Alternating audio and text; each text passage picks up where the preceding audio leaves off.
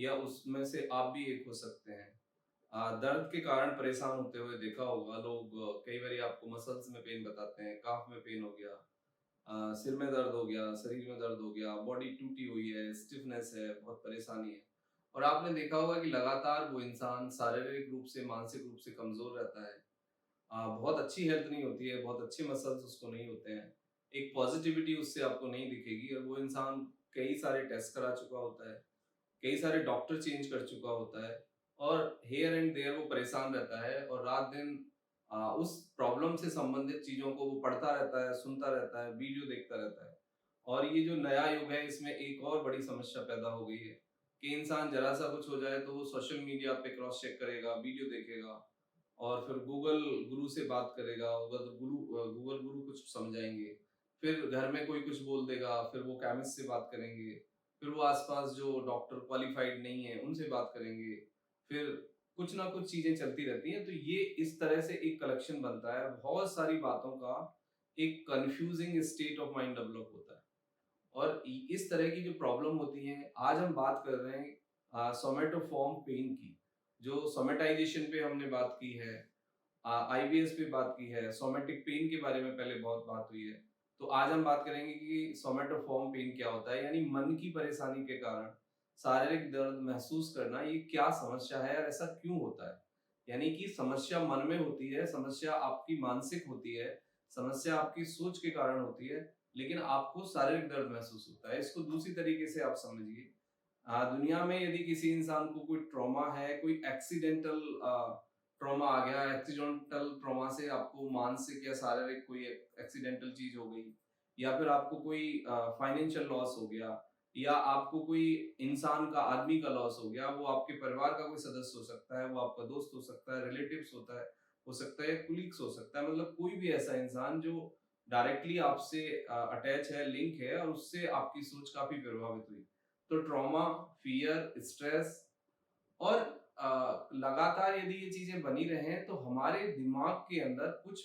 रासायनिक बदलाव आते हैं, उसके कारण सोमेटोफॉर्म डिसऑर्डर्स होते हैं या पेन आता है। अब इसमें इसको क्लिनिकली समझने की कोशिश करनी होगी आपको। देखो, कोई भी इंसान उस लक्षण को प्रेजेंट करेगा जिस लक्षण के बारे में उसने सुना होता है, समझा होता है, या वो बता सकता है। जैसे यदि आपने ये सुना है कि आपको बीपी बढ़ने से दिल का दौरा पड़ जाता है, तो आपको यदि बीपी बढ़ेगा तो सबसे पहले आपके दिमाग में एक विचार आएगा कि शायद आपको दिल का दौरा ना पड़ जाए या दिमाग का दौरा नहीं पड़ जाए। यानी हम अपने दर्द को वो शब्द पहनाते हैं, वो शब्द रूपी कपड़े पहनाते हैं जो हमने सुने होते हैं, जो हमने समझे होते हैं, और जो बार बार हम सुन रहे होते हैं, समझ रहे होते हैं, और जो चीजें हमारे साथ घटित होती रहती हैं। जैसे एग्जाम्पल के लिए, यदि किसी इंसान को चेस्ट में पेन है, खांसी है, बलगम है, बुखार है, और वो खांसी यदि ठीक नहीं हो रही है, उस खांसी के कारण उसी सिम्टम्स की के फॉर्म में यदि किसी को उनके घर में ट्यूबरक्लोसिस हुआ यानी टीबी हुई, तो दूसरा इंसान भी, फैमिली का वो दूसरा मेंबर भी, जब उस तरह के सिम्टम्स, लक्षण आएंगे तो वो यही मानेगा कि उसको भी टीबी हो सकती है। यदि कैंसर हुआ तो उसको भी ऐसा लगेगा कि मुझे भी कैंसर हो जाएगा, क्योंकि मेरा शरीर भी वैसा ही है, मेरे लक्षण भी ऐसे ही हैं, मैं भी इनके फैमिली का मेंबर हूं।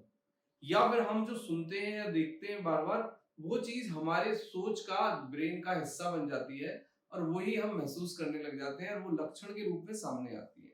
तो ये प्रॉब्लम होती है सोमेटोफॉर्म पेन, सोमेटाइजेशन इसको कह सकते हैं आप, और सोमेटिक डिसऑर्डर भी कह सकते हैं। और मन की परेशानी के कारण शरीर में दर्द होना, शारीरिक रूप से बीमार होना, ये भी आप कह सकते हैं। तो अब इसके क्या टाइप्स हैं, इसमें एग्जैक्टली होता क्या है। सबसे पहले आपका ऑटो इम्यून रेस्पॉन्स बदल जाता है, यानी हमारे शरीर में जो ऑटो इम्यून हार्मोनल एक क्लॉक है, यानी कि आपके शरीर में जो सेल्स हैं, वो ऑटो इम्यून जो सेल्स होती हैं, वो आपके केमिकल सिक्रीशन से काफी प्रभावित होती हैं, जैसे कि सेरोटोनिन है, डोपामाइन है, फिर आपका इंसुलिन हार्मोन्स है, फिर आपका थायरोक्सिन सोडियम हार्मोन्स है। तो इनसे डायरेक्टली प्रभावित होता है आपका ऑटो इम्यून रेस्पॉन्स, यानी किसी भी चीज को फील करना, किसी भी प्रॉब्लम को, इलनेस को एक्सेप्ट करना, और फिर उसको हील करना। तो ये एक प्रक्रिया बदल जाती है, और ग्रेजुअली ये सब चलता रहे तो कुछ दिन के बाद हम देखते हैं कि हम शारीरिक, मानसिक रूप से कमजोर हो गए, यानी हमारी इम्यूनिटी कमजोर हो गई है। सबसे पहले मतलब stress, fear, trauma, sleeping disturbance, उसके बाद बायोकेमिकल चेंज, फिर हार्मोनल चेंज, और उसके बाद फिर कमजोरी, वीकनेस, और वो सिम्टम्स, वो लक्षण सरफेस पे आते हैं। फिर एक कंडीशन होती है हाइपोकॉन्ड्रोसिस। हाइपोकॉन्ड्रोसिस मतलब एक चीज को लेकर हाइपर हो जाना और ऑब्सेस हो जाना, एक चीज के पीछे पड़े रहना, और ये मान लेना कि ये प्रॉब्लम मुझे है, शायद डॉक्टरों को नहीं समझ आ रही है, या टेस्टिंग सुफिशिएंट नहीं है, या मेडिकल साइंस के पास सुफिशिएंट डेटा नहीं है, या एक राइट मैकेनिज्म नहीं है to understand the diagnosis, to understand the problem. इसके बाद आता है ऑटो इम्यून पेन डिसऑर्डर। मतलब पेन, ऑटो इम्यून पेन हो सकता है, हार्मोनल डेफिशिएंसी के कारण हो सकता है, न्यूट्रिशनल डेफिशिएंसी के कारण हो सकता है,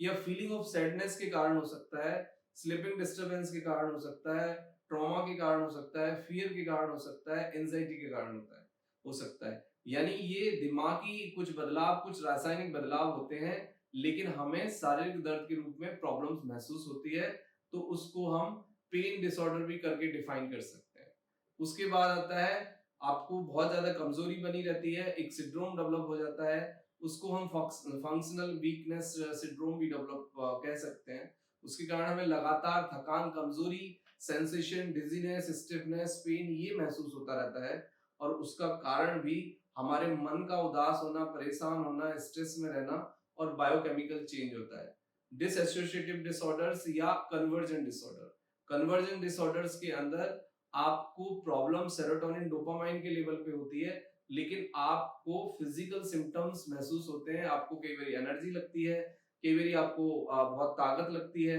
कई बार आप ड्यूअल पर्सनैलिटी हो जाते हो, कई बार आपका मूड चेंज हो जाता है, कई बार आप इरिटेट हो जाते हो, और आसपास के लोग इसे समझ नहीं पाते, क्योंकि वो इन लक्षणों को समझते नहीं है, जानते नहीं है, और आसपास कोई भी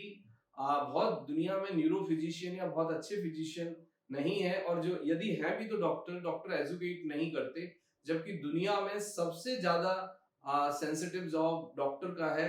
हर डॉक्टर को एजुकेट करना चाहिए, क्योंकि बहुत सारी प्रॉब्लम्स हैं, जिसमें से कि एक आपका सोमेटोफॉर्म पेन है, डिसऑर्डर्स हैं। डॉक्टर यदि इसमें बात नहीं करेगा, काउंसलिंग नहीं करेगा, आपको इन्फॉर्म नहीं करेगा, आपको एजुकेट नहीं करेगा, तो आप इस बीमारी को ना समझ सकते हो, ना ठीक हो सकते हो, और आपकी बीमारी और कॉम्प्लिकेटेड होती चली जाएगी। इसके बाद ये आता है कि आखिर इस सब का फिर अब सॉल्यूशन क्या है, यदि ऐसा कुछ होता है तो। इसका सॉल्यूशन है केवल कि आपके अंदर जो एक डिस्कनेक्ट है, यानी आप दिमागी सारे रूप से आप एक एक ब्रेकर है, एक बैरियर है, और आप टूट गए हो। इसका मतलब ये है कि आपको अपने शरीर के साथ जुड़ना होगा, अपने से प्यार करना होगा, अपने को समय देना होगा, और अपने से बात करनी होगी, माइंडफुलनेस के साथ जीवन जीना होगा। माइंडफुलनेस का मतलब है कि आप जितना अपने क्लोज रहेंगे, जितना अपने से बात करेंगे, जितना अपनी एक्टिविटीज को समझेंगे, मॉनिटर करेंगे, उतना ज्यादा आप कनेक्टेड फील करेंगे, और इस प्रॉब्लम में डिक्लाइन आएगा। इसका एक मेडिकल पार्ट है कि आपको दवाइयों का सहारा तो इसमें लेना पड़ेगा, क्योंकि उससे आपको जब तक रिलीफ नहीं होगा, आप एक चेंज फील नहीं करेंगे, एक कनेक्शन अपनी बॉडी के साथ, हैप्पीनेस के साथ, और अच्छी फीलिंग के साथ जब तक आप कनेक्ट नहीं होंगे, आपकी ये चीजें दूर नहीं होंगी। यानी आपका जिन चीजों के साथ कनेक्शन है, उसको आपको ब्रेक करना होगा, तोड़ना होगा, दूसरी चीजों में इन्वॉल्व होना होगा। देखो, इसमें 25% आपका ट्रीटमेंट, मेडिकल ट्रीटमेंट का हिस्सा है, 25% आपका फूड है, आपकी स्लीप है, आपका डिसिप्लिन है, आपकी विल पावर है, और 50% जो है वो काउंसलिंग का हिस्सा है। वो बात करनी होगी, डॉक्टर को काउंसलिंग करनी होगी। तो ये चारों चीजें मिलके, तीनों चीजें मिलके आपकी इस बीमारी को ठीक कर पाएंगी। लेकिन आपको भी इसके साथ कंटिन्यू करना होगा, काउंसलिंग लेनी होगी, डिसिप्लिन के साथ जाना होगा, और जो मेडिसिन ट्रीटमेंट है वो भी फॉलो करना होगा। तो फिर ये प्रॉब्लम ठीक भी हो जाएंगी, जिसमें कि एक बहुत कॉमन प्रॉब्लम है आपका पैनिक डिसऑर्डर, मूड डिसऑर्डर, फिर आपका आजकल आईबीएस का बहुत ज्यादा देख रहे हैं हम, कि लोगों को पेट खराब, मतलब प्रॉब्लम कुछ और होती है, कि ओसीडी होती है, या डिप्रेशन होता है, या एंजाइटी होती है, या फोबिया होता है, लेकिन पेशेंट को लगता है कि उसका पेट खराब है, पेट में कुछ हो गया, या उसे लगता है कि उसे कोई दिल की बीमारी हो गई है, या उसे लगता है कि कोई बॉडी बीमारी हो गई है, डॉक्टरों को नहीं समझ आ रही है। तो इस तरह की यदि कंडीशंस में है आप, और इस तरह की प्रॉब्लम फेस कर रहे हैं, तो आप इमीडिएटली डॉक्टर से मिलिए, और आपके डॉक्टर यदि काउंसलिंग कर पाए साथ में, तो ये बहुत अच्छा होगा। और उन डॉक्टर से मिलिए जिनको हेल्थ के बारे में टोटल ही नॉलेज हो, मतलब आपका फूड, आपकी एक्सरसाइज, आपका बिहेवियर, ये सब चीजें भी बहुत जरूरी हैं आपके ट्रीटमेंट के साथ साथ। तो एक होलिस्टिक अप्रोच के साथ जाना होगा, तो ये प्रॉब्लम बिल्कुल ठीक हो जाएगी। यदि आपको हमसे कंसल्टेशन चाहिए तो व्हाट्सएप मैसेज करिए, कंसल्टेशन लीजिए। ऑनलाइन, ऑफलाइन दोनों ऑप्शन है, लेकिन आप इन सिम्पटम्स के साथ जीने की आदत मत डालिए, अदरवाइज आपको बाद में बहुत बड़े प्रॉब्लम्स होंगे और इसका ठीक होना मुश्किल हो जाएगा। Thank you very much and take care yourself.